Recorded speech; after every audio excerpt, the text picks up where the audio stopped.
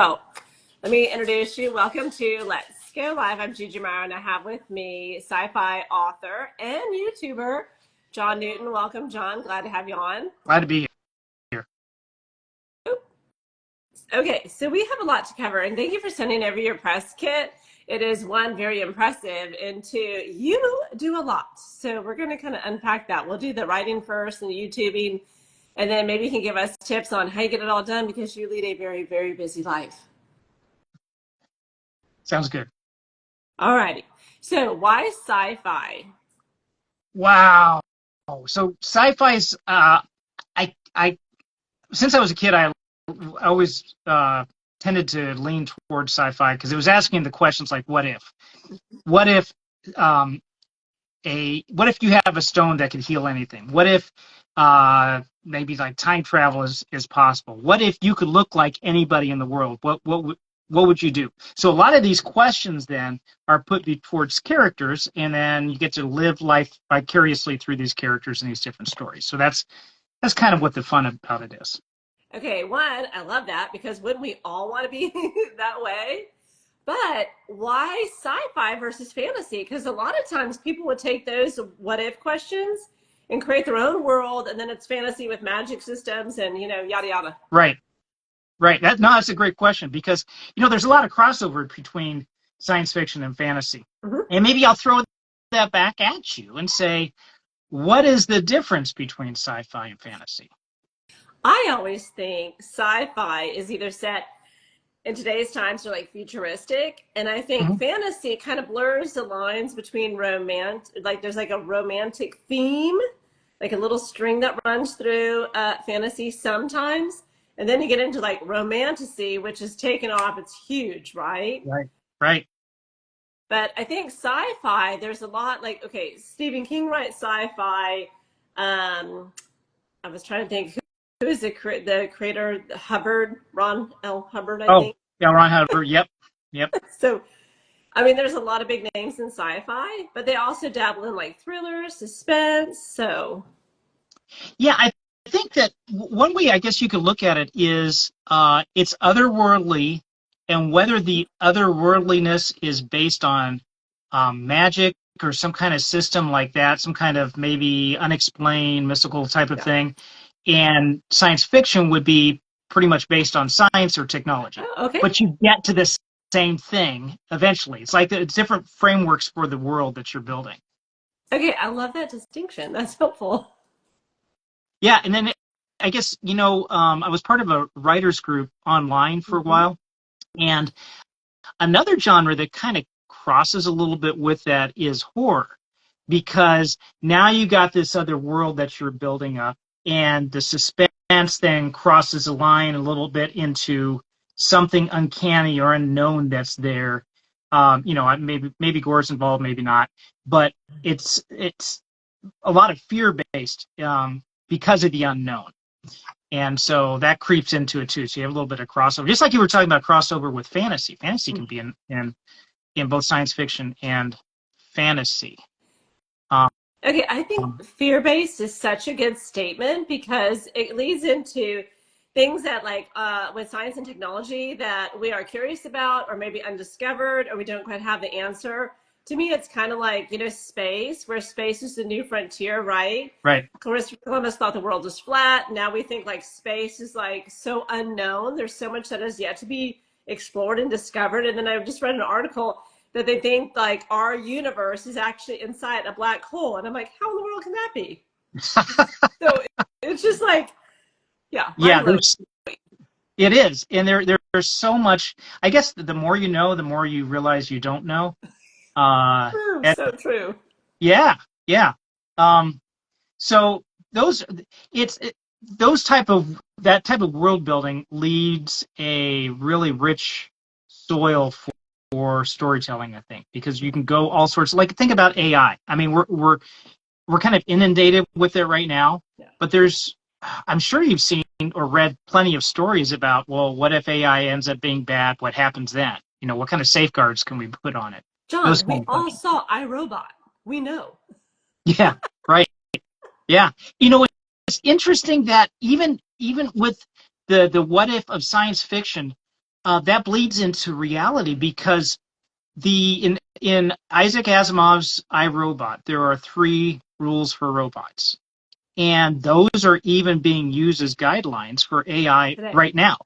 Yeah, I've heard that. And yeah, so some of the speculative stuff that goes on to think, what would a world be like? You kind of work through that a little bit, and so then when you're faced with that world, it becomes a reality. You say, okay, maybe I can use some of those things that we thought through.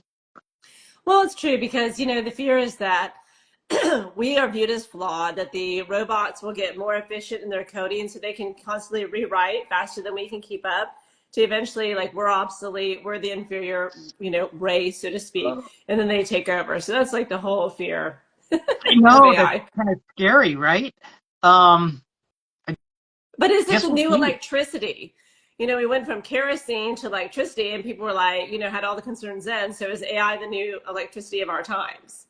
I don't know. I think I've never had a toaster just like go off and threaten to kill me. So I think it might be a little bit A little different. bit different. Yeah. Yeah. Anyway, we digress, but I love the conversation. So you have 5 titles that I saw. So you have 4 short stories and then 1 long book. So tell us how the short stories came about, and did they lead into the long form book or vice versa? Well, just started writing back when I started writing. Short stories were the easiest because you could wrap your mind around a simple plot and get it done quickly, put it out there. So there was a bunch of those. Those are some of the short stories, but there's a bunch of others that I've done too that are just getting started. Now, some of those are within the universe of the novel, which is part of a series. So it's just like you have the Marvel Cinematics universe with you have all these different characters that are part of this world. That's where some of those short stories are a part of that world too. So that's a good question. And there will be more short stories and more novels coming out too. Okay, so tell everybody the short story series, because I know you said it was a short, you didn't use the word series for the short stories, but I think I did. And then what your true series is. Right. Okay. So the short stories, they're more one-offs. Some of them do have something to do with. So I'm going to say the novel a little bit just because to give a little bit of a background for this. So this is the first in the series, The Healing Stone, and there was one chapter in there that I couldn't quite. It didn't really fit. I put it in several different ways, and I thought, no, it's not going to work.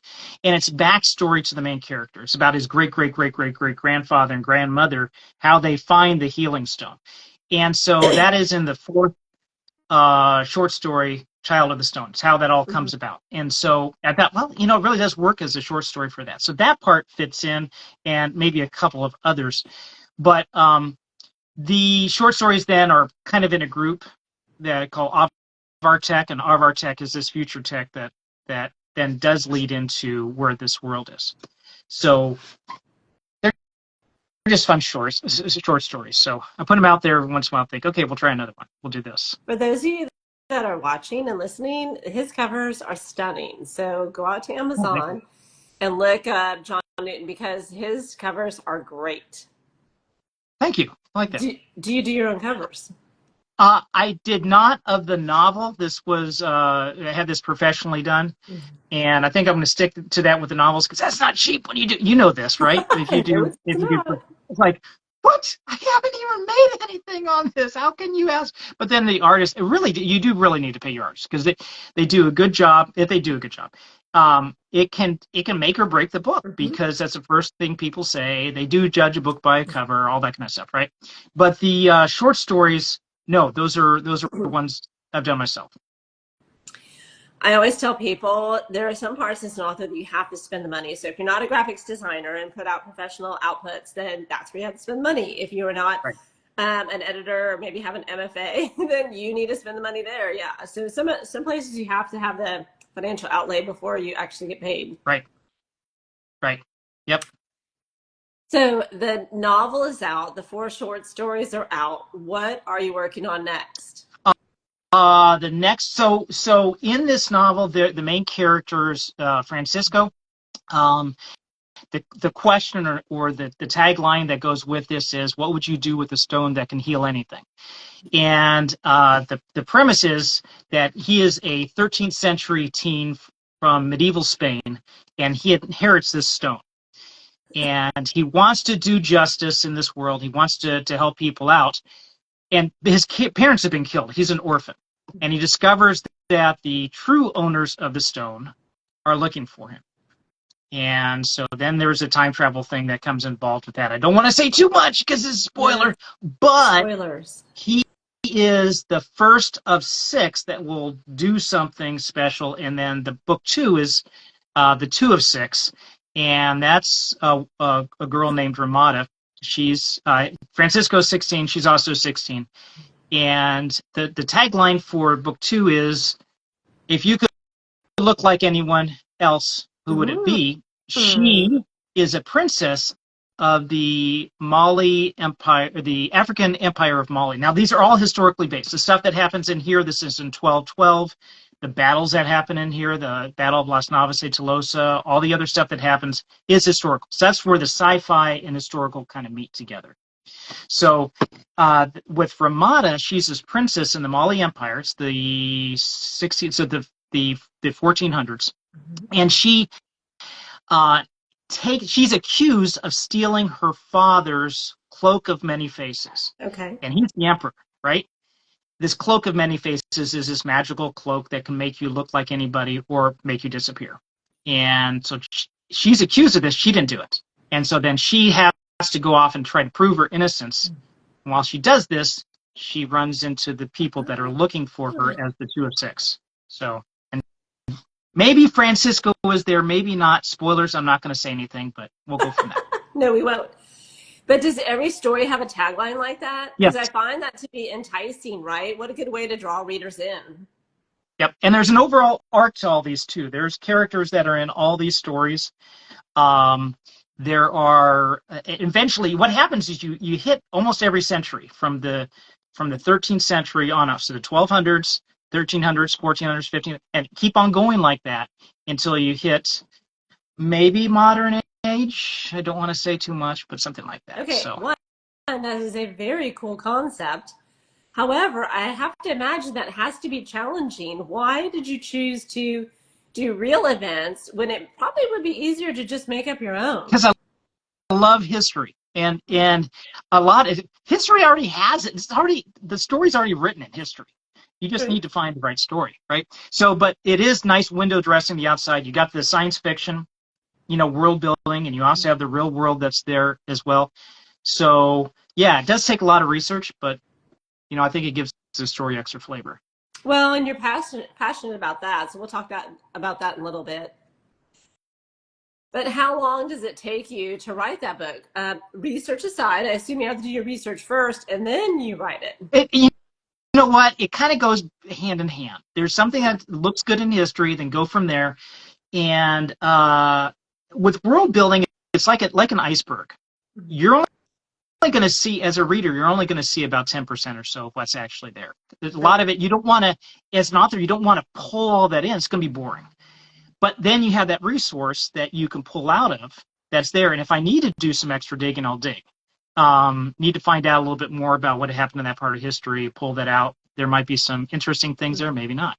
It might be boring. So. Okay. So how long does it take you to write, typically? I'm going to take the fifth on that because it's taken way too long to write this person. So, yeah, it has been a labor of love. It has taken a long time. And what's good about that is you get rejection after rejection. So I went traditional for a while, and it's just like rejection after rejection after rejection. That forces you to hone the craft. And I'm part of a writers group. In fact, I was just at the meeting tonight, and I snuck out before I joined you. And you had a previous interviewee that was in that writers group. I'll give a plug for her, Cindy Breck. She was you interviewed her. I don't know, it's a couple weeks ago, 3 weeks ago. 4 weeks ago. Yeah. So she's a good friend, and she actually suggested. She's the one who suggested, hey, you got to check this out, Gigi, and stuff. So I thought, all right, I'll check this out. But as an author, I think having a group like that is so good because you you tell me this. Is it kind of, you're on your own writing this stuff, right? There's a lot of alone time that you have in writing. 100%. 100%. Yeah. Yeah. But I think it's good to have other people because they watch your back and they'll mention things. Hey, you ought to try this. And they'll read your stories and say, you know, that was really boring. Brutal. you you want that kind, because you don't want your readers to tell you that, True. right? Yes. You want your good friend that you trust with your very life to tell you you suck. But no, not just, there's room for improvement. So yeah, it's all good. So So to it's good to give have a little color context, this is a local group that you and Cindy belong to. I know that there's aspiring and new authors everywhere globally. And so they feel that, what if I don't have a local resource? What if I don't have somewhere to go and meet with people? And I'm like, go online. You will yes. find your people. You will find baby authors. You will Yep. find all sorts of levels of authors and Yep. connect with them, Yep. because you're right. Even though it's a solitary activity, you do need someone to run things by, to brainstorm, to say, hey, here's where I'm stuck. Sometimes you just need a pat on the back. You need motivation. Sometimes you need a solution to a problem. You don't know where to go. You don't know what to do for Yep. marketing. You don't know what platforms to sell your books on. I mean, there's a million questions about being an author when you're self-published or an indie, Yep. because a lot of the Absolutely. traditional houses do it for you. Yeah, and from what I understand, traditional house. I'm talking to traditional authors because we have some friends that are traditional too. They don't do as much as they used to anymore. You're pretty much No, they have a budget and it's saved for the moneymakers. right.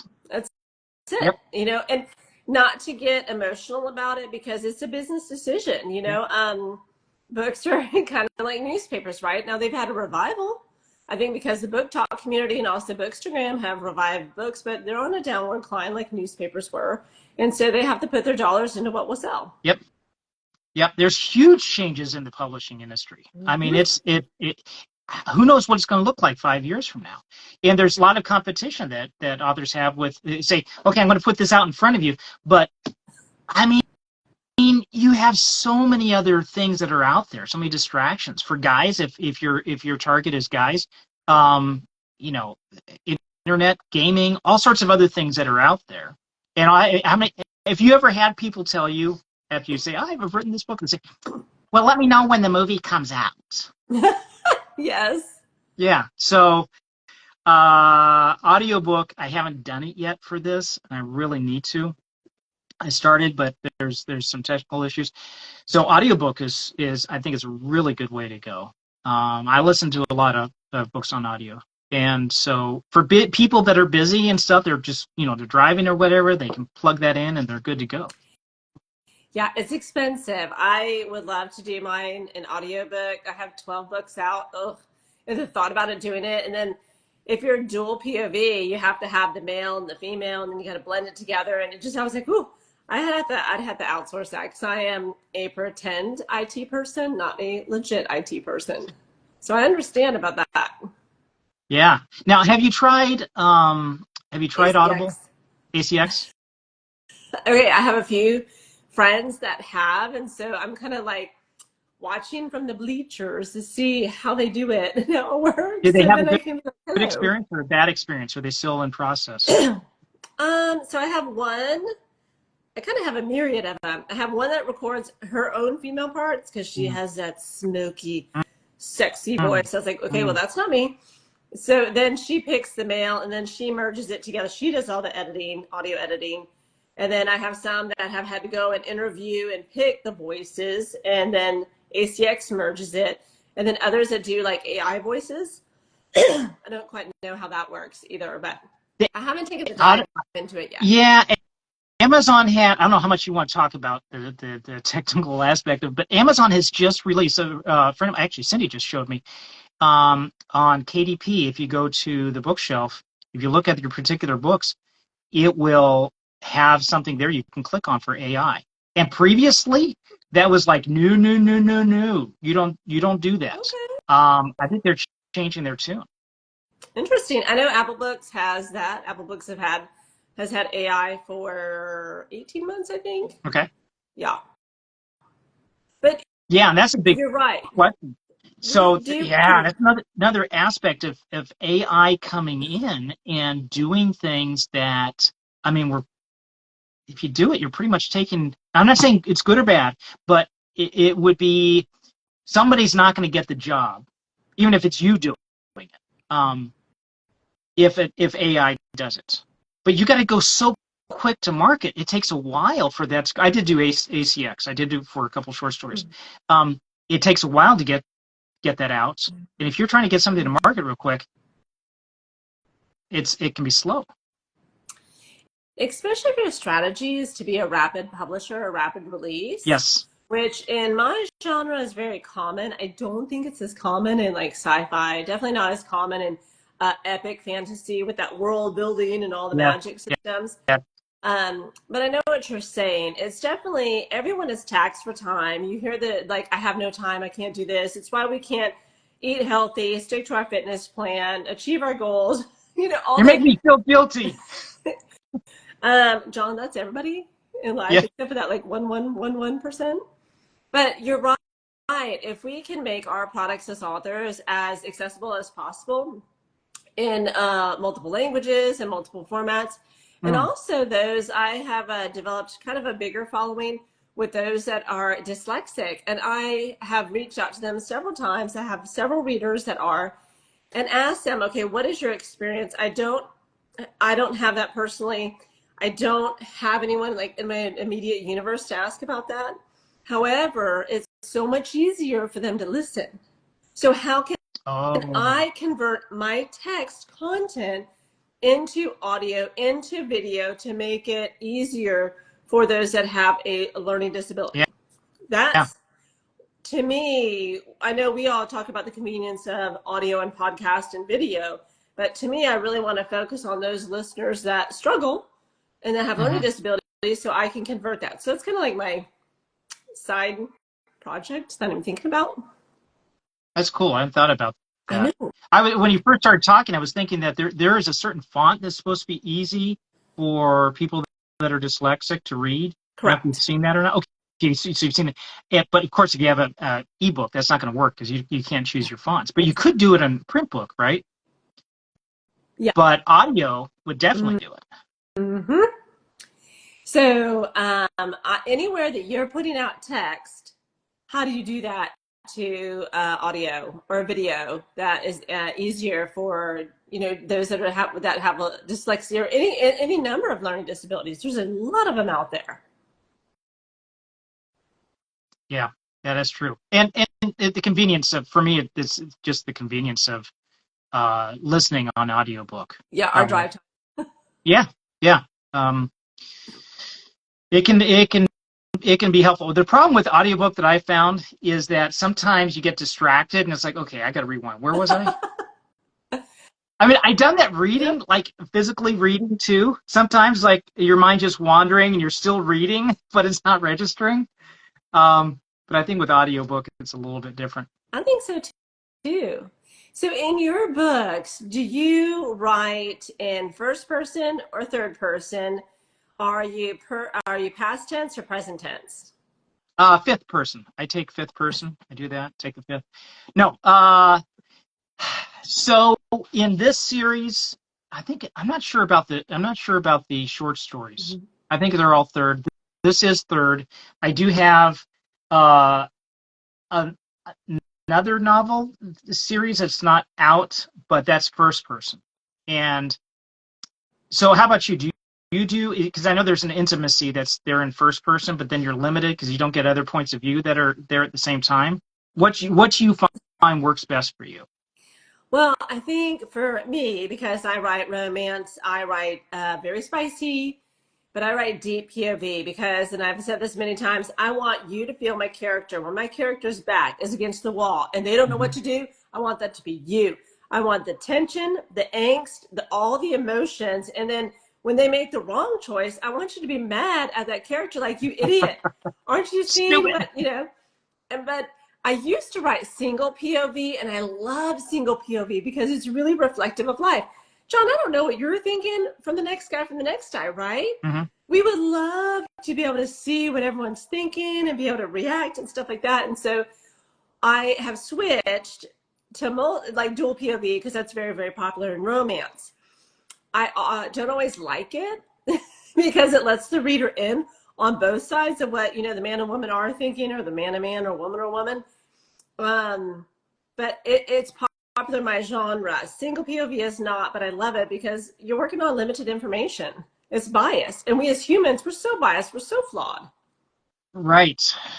And that's a creativity, I think, of being an author, is you get to select what you're showing to the reader. For right? sure.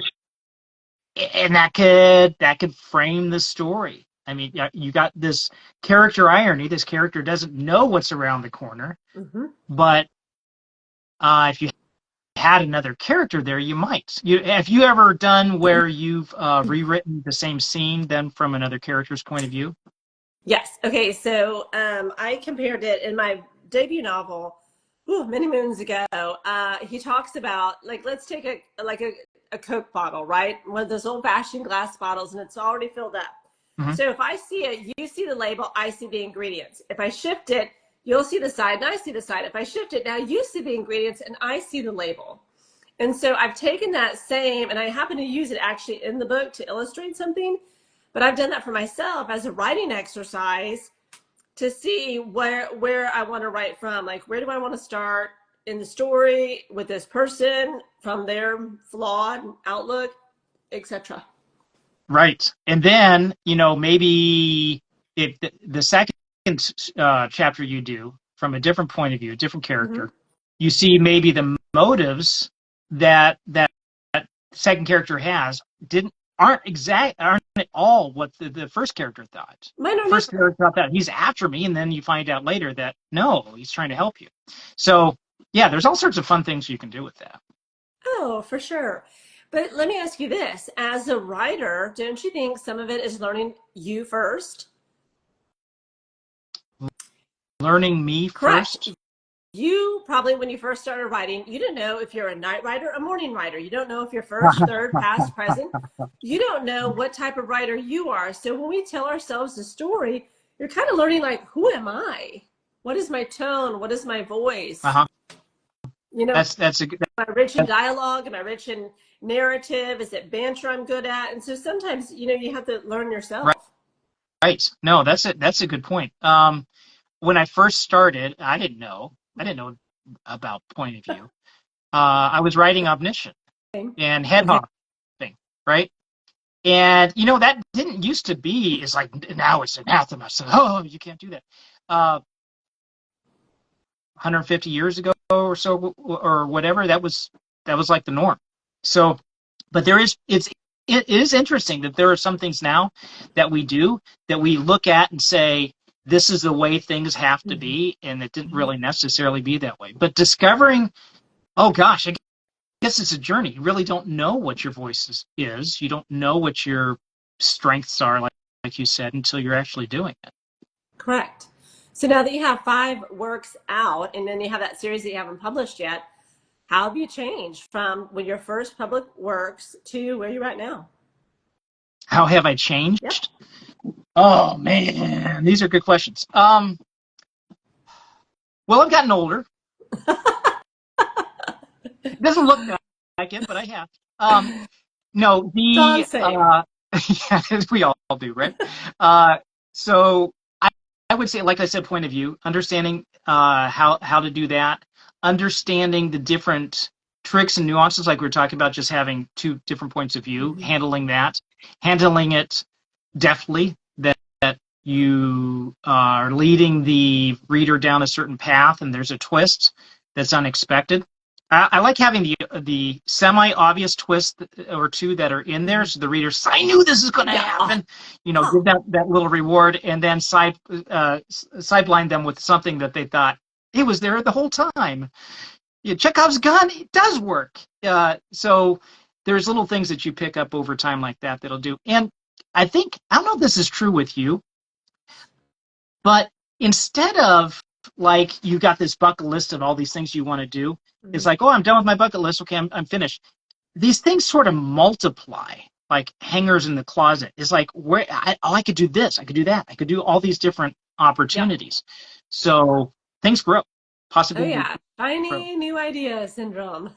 Yeah, yeah. You don't want to do that before you finish your novel. You want to be able to do that after your novels. Do you have a lot of things that are simultaneous?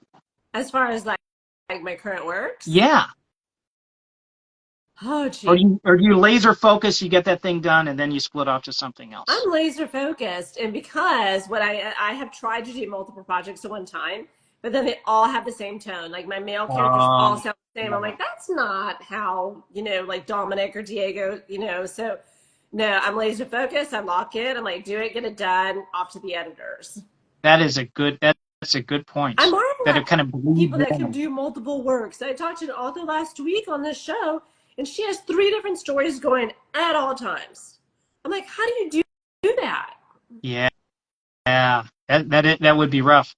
No, I think I tend to be more like you. The only thing that I would do maybe somewhat simultaneous is a short story off to the side. But then you're done. Not with the novels running side by side, especially something like this is a series. You got to keep this timeline and everything consistent, and this overall arc that's with it too. So, and there's some fun stuff you can do with that. Like I have an intro with this. It's a modern day intro. It opens up with an old man in a nursing Ooh. home, and some strange things are happening, and he ends up being this narrator that's telling the story, and he's the narrator at every story. I At love one those point. kind where it opens and it takes you back to the Yep, beginning. yep, yep. Sort of a Princess Bride type of thing, and she interrupts him a few times with saying, I mean, "No, I not was the going to sleeping say wheel." The Notebook because it's legendary. But anyway. Yeah, yeah. Those are fun. Okay, do you ever do like Easter eggs in your stories? Um.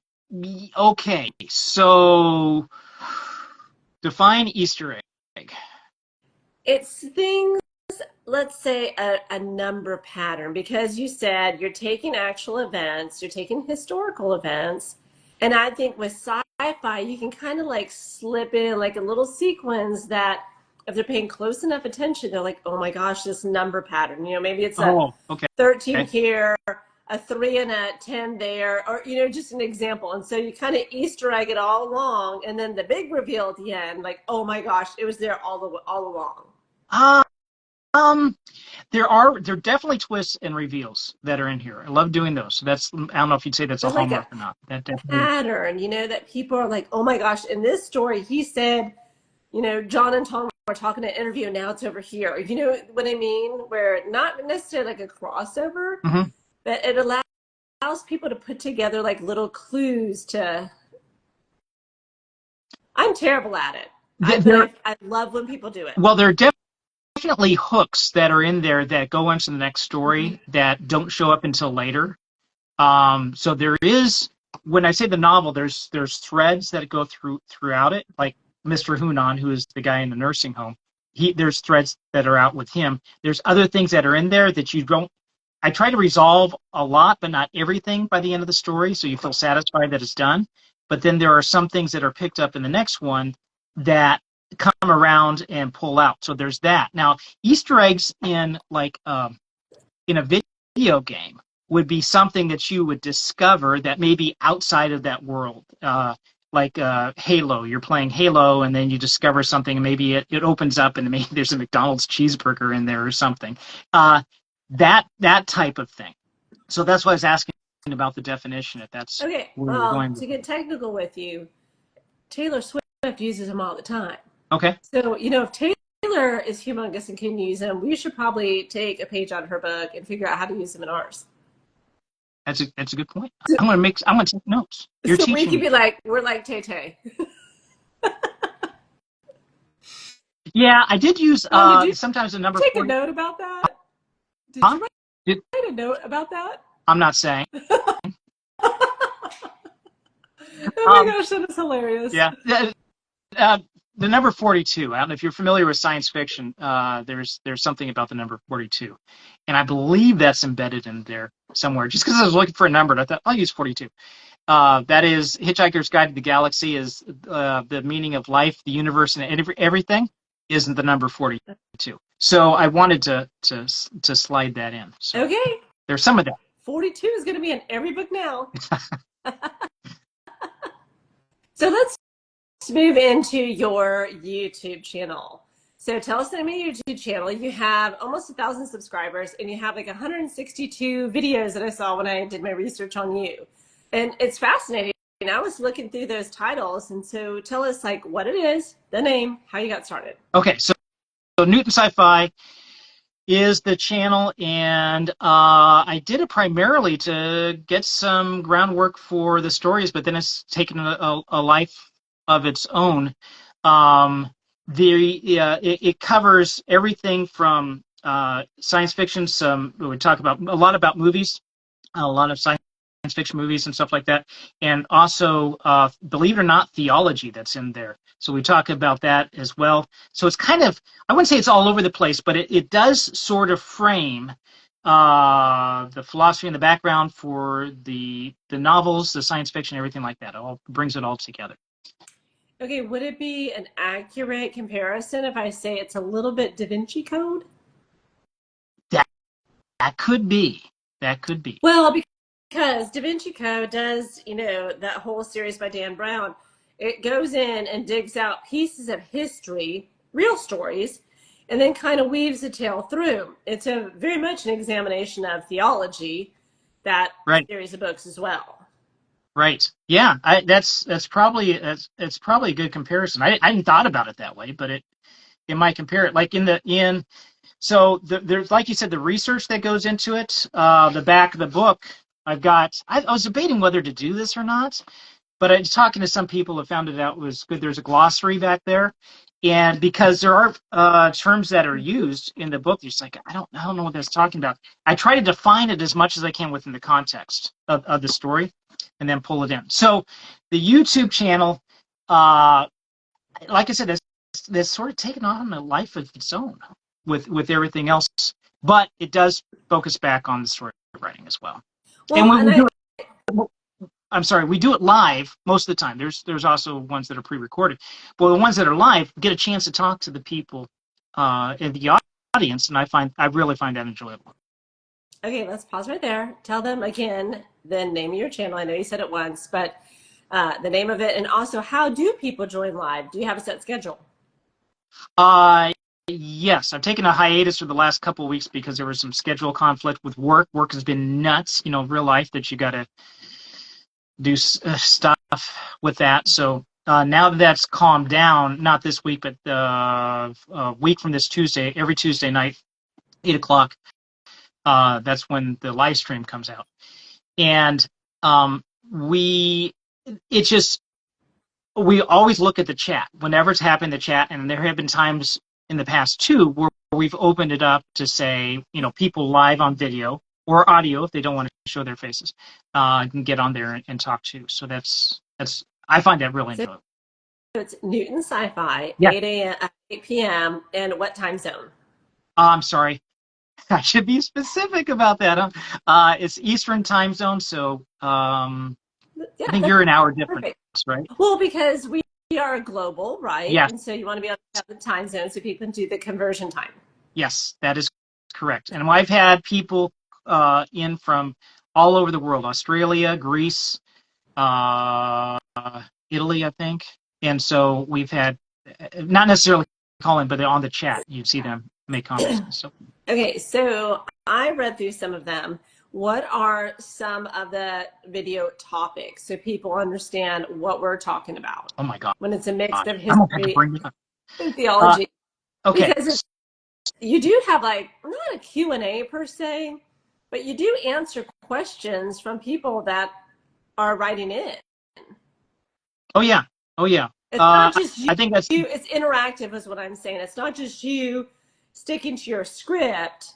It's you also wanting to have a desire to educate. Like, hey, this is what I found out. Let's share. Let's have a discussion about it. Right. And I do best when I don't do it as well when I'm doing it solo. I mean, I can, but it's a lot better when I have somebody else to interact with. So I'll have guests on to talk with them. So, like we did, let's see, there was a movie, some of the more recent movies. There was the Bonhoeffer movie that came out. I don't know if you've seen that one or not. That was more of an indie film that was done. We did, a big one that we did was Dune, the two movies Dune, that was split in half. And I think they're coming out with Dune Messiah. That's going to be next in Frank Herbert's books.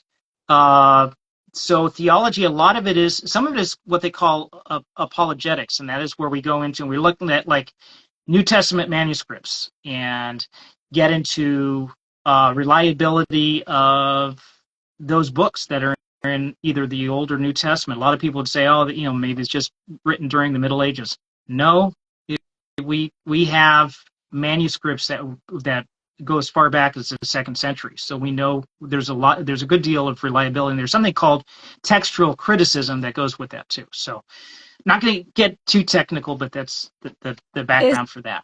Is that the age-old debate about translation issues, and was it really written, and who written it, and yes, yeah, different words didn't translate, because I think Aramaic only had 300 words at the time, so then it was subject to translation of what the interpretation of that passage was. I thought that was what. Well, okay, so the New Testament was written in an era of Greek called koine, which meant common. It's where we get the word economy from, koine. And there's very reliable that we have texts that are back to, like I said, the 2nd century. There's really, you can question the authorship, but with as much external sources, there's a guy named Josephus who was a Roman historian at the time who corroborated with a lot of the same events that happened. So you can look at that. It's not just within the text itself, but external. As far as interpretation goes, like you have a certain word, you can read in Greek, it's there. You can discover it in context and also how it's used in other texts of that time. So that will help define what the word is. There's a handful of words that only appear once, where it makes things difficult. But for the most part, it's all self-explanatory. So is that the debate you always seem to get into when you were saying the textualized? Not really. There's there like I said, there people will have questions, so want to be able to look back, answer those questions. There's a big thing on Joe Rogan that came out not too long ago. Wes Huff was one of his guests, and they had a really good discussion. Wes Huff is a great resource. He's a Canadian guy who I have some experience with this, but he goes far beyond. He understands and transliterates or translates Greek himself as he goes through. So good source. Dang. So, and you are going to get back to recording that. You said not next week, but the following week, right? Correct. And we're going to be looking at some of the wars that happened during the Middle Ages. Going to be looking at those and asking a big question: what is a just war? Is there a just war? What are the criteria for it? And that's an age-old question that has some framework to it. Some of those questions have been answered. So we're going to bring that up as a debate. Want to get as much interaction as we can from that. What would justify war? Are wars ever justified? Well, considering that there's quite a few conflicts around the world, I would think it's a very apropos time to discuss it. Yes. And I'm not sure if it's there's a very easy answer. I think you want to avoid it as much as possible. Last resort. It's almost like a personal conflict. Would you ever, is violence ever justified? Would you ever, should we be pacifists in every circumstance? Or is there a time when, say, that guy's going after my daughter, there's no way I'm going to let him have her? No, I don't think there is. Well, it's definitely not clear cut. It's not something that can be solved in one discussion for sure. There's many opinions about it as well, so that's pretty challenging. Right. So those are, yeah, now we're kind of getting off the weeds a little bit in philosophy and stuff like this, but, this is a framework for, the world building and everything that goes with story writing. Does that? Does that appear in your stories at all? And not in a preachy kind of way, just as these are people living this stuff out. No, I completely agree. It's fascinating though, and I love your channel. When I was scrolling through it, it is a fascinating read. And I was listening to some too. Thank you. So Yeah, let's so it wouldn't be for everybody, but I like asking challenging questions. well, and you love history and you love theology, and it blends right on in with what you're writing as well. Yep, cool stuff. Let's talk about your busy life. So, how do you get, when I read it in your press release or in your press kit you sent over, but you have a busy life, how do you get all the writing done? How do you get the YouTube done? Because a lot of people say, I don't have time. I would wish I was an author. But I think you take the top prize in being busy. And maybe you need to go through the list of what you have that occupies your time outside of the things we discussed so people understand. Do you want me to go through that list? Yes, it's impressive. Okay. Okay, so um uh father of 7, but most of them have moved out. Um I'm a landlord, electrical engineer, computer programmer, and that takes a lot. Like this last couple of weeks, it's like I didn't have. We had a project that was due, and I would be spending like late nights up to like 3 a.m. just working on this thing to get it done. And then You have a landlord, farm, farm, yeah. But I don't do most of that work. I can't take credit for that. That's my wife, but and she and the kids. you still have probably some responsibilities for that. Yes, I do. So, father of 7, landlord, electrical engineer, computer programmer, you're on a farm, right? YouTuber. Did I miss something from the list? Oh, husband, Yeah, you yeah, know, so definitely, definitely. Yes, I'm sorry. That's there too. Yes. that's like 8 things. So, because there are so many people that want to do what you're doing, but they don't have time, how do you do it all? What does your schedule look like? Do you write every single day? No, I don't, and I should, but I don't. And I need to get back in. As much as I wish I had a regular schedule to do things, and I'd like to, um, it just whatever takes priority at the time to do it. But I really do need to because I got to get this second book. It's done, but there's some changes that need to make it, and then the third one that started and stuff, and to get the short stories out. I want to do those on a more regular basis. Also finish the audiobook for this first one. So there's a lot of other things that need to be done at the same time with all these other responsibilities. So, well, sleep is optional, and caffeine runs in the blood. PK Mars is in the comment section, says, good man, giving credit where it's due. Thank you. Yeah, I am fortunate that I have found a very good wife, and she. Here's the amazing thing: we've been married for 37 years, but she's only 29 years old. Yeah, go figure. We No, I'm won't not. tell That's child bride on here, okay, John? That crosses I'm the not going to tell line. her age. No, I want to live. Yeah. So no, she's very good, very supportive, and I could not do nearly the things that we do if it wasn't for her. So there's a lot of those tasks that are in there that you have; those are shared. Oh, well, that's pretty remarkable though, because nowadays it's not always guaranteed that husband and wives will be a team. They'll be traveling the same road with shared goals. Right. No, I do the writing myself. She does a lot of the farming herself, Mm-hmm. but no, there is that shared burden that's across.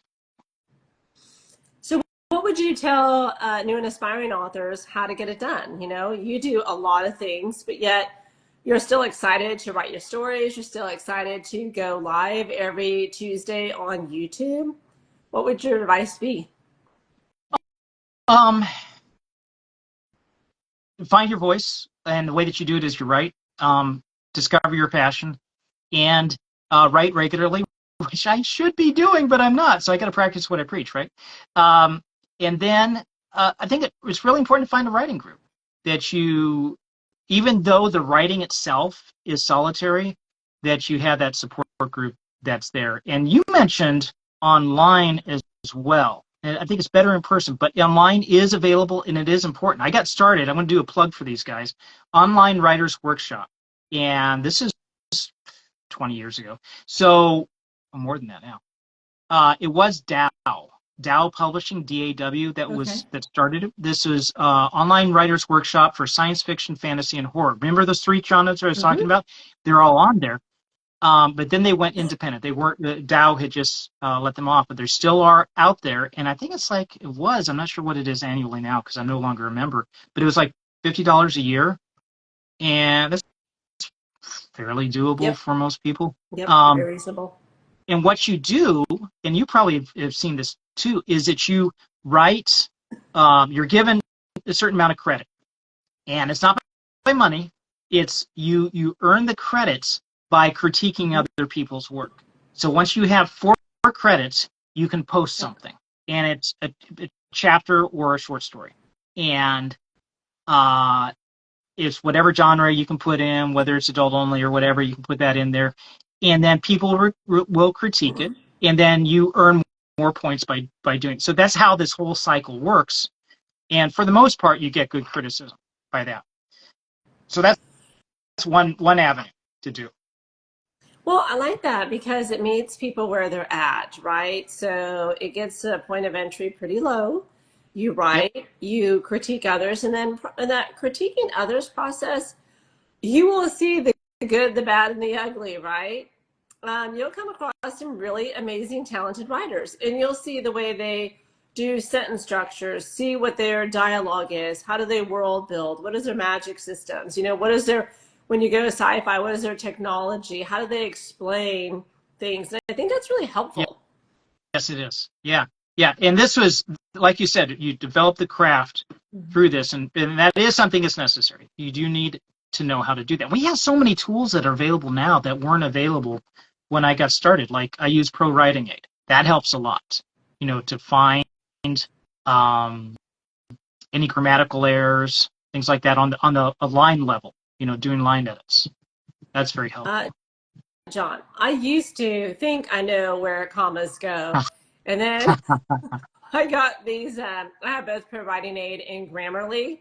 And I can't get my Pro Writing Aid to work with my Mac for the life of me. But anyway, so I used Grammarly a lot because it's just a plug-in or like an add-on. Yep. However, I used to know where they go, but now I don't know. I have no idea anymore. Because I was like, I didn't think it went there, and it does. Yeah, go figure. So you learn of these. Is there anybody who's really a comma guru? Good luck. I know.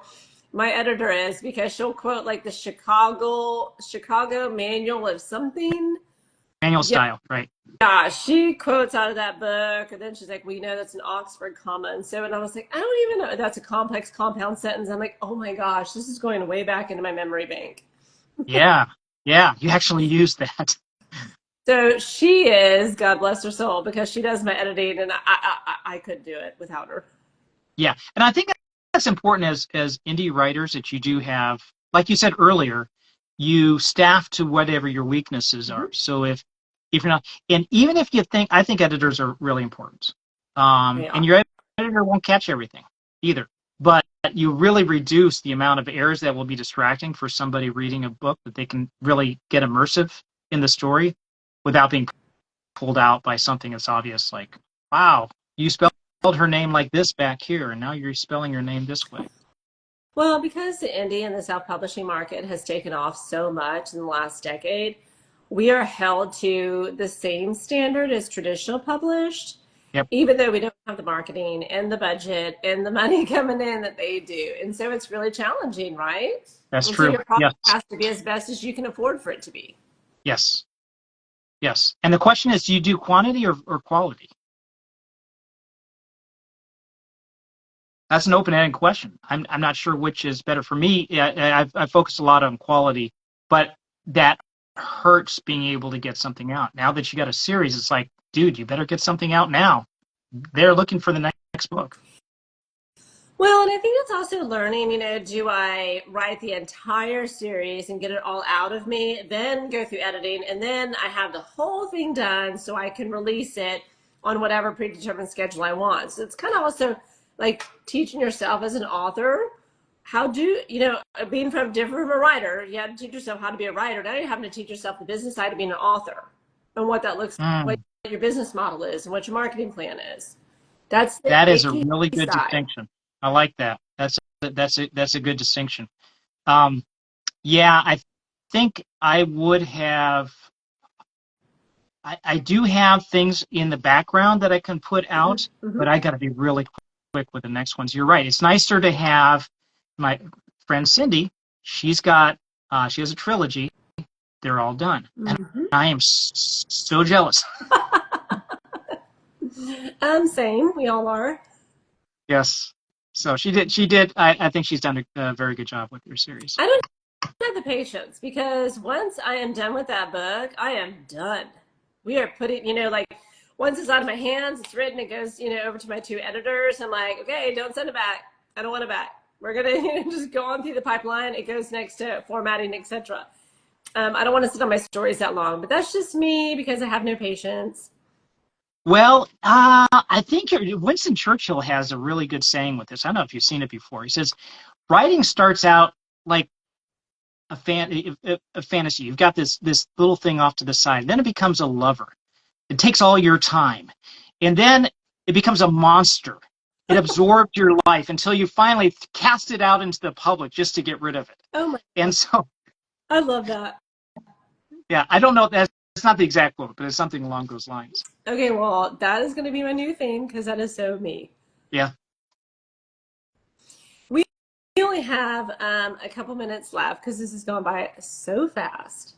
But if you could wave a wand, where would you be in 1 year? So we can put it out in the universe and make it happen.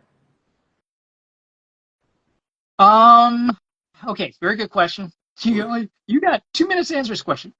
So I'd say in terms of the writing, I'd like to have the second book out and audio for both of them. I think having audio for both would be a high goal, but having audio for both and then working well along into the third, and the others are already kind of like outlined a bit, and to have those more fleshed out.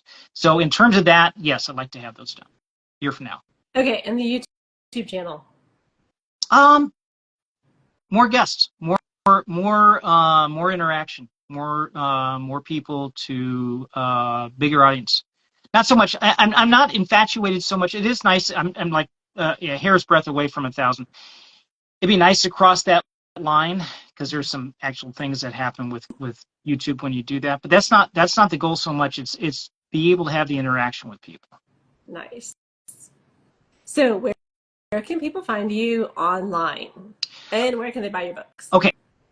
So Amazon is, I did go narrow with Amazon on the novel, which narrow is the term meaning that it's solely with Amazon, not through every other distributors. The short stories are wide. They're can be found on Apple and Kobo and all the distributors. Those are short stories because you really don't have so much to be able to get for a short story in a physical book. Those will eventually become an anthology once 4 more short stories come out. So that's where those books can be found. Newton Sci-Fi, Newton Sci-Fi, no hyphen. That is the website. And then Newton Sci-Fi also on YouTube. Probably the YouTube's more active than the website is. That's where you hang out, is YouTube. Yes, ma'am. All righty. And just as a side note, you can always do a 4-book box set now.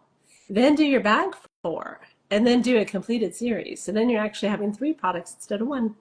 I am hiring you as my marketing manager. Taking notes. Add that to your Tay-Tay note, your Taylor Swift note. All righty. you guys heard it, Newton Sci-Fi. He hangs out at YouTube. He has this long form book on Amazon, his short stories, Wide, Kobo, Apple, everywhere you can buy a book. So thank you so much, John, for joining me. And we'll connect again later in the year to catch up with you and see what's going That'd be on. fantastic. You were very easy to talk to and very good interviews. I mean, these are great questions. Oh, thank you. I try. I really love what I do. I find, people fascinating. And the author journey, I really want to bring value to those that are new and aspiring because there's a million ways you can be an author. So never give up. It's true. Yeah. All righty. Thanks so much, John. Thank you. Bye.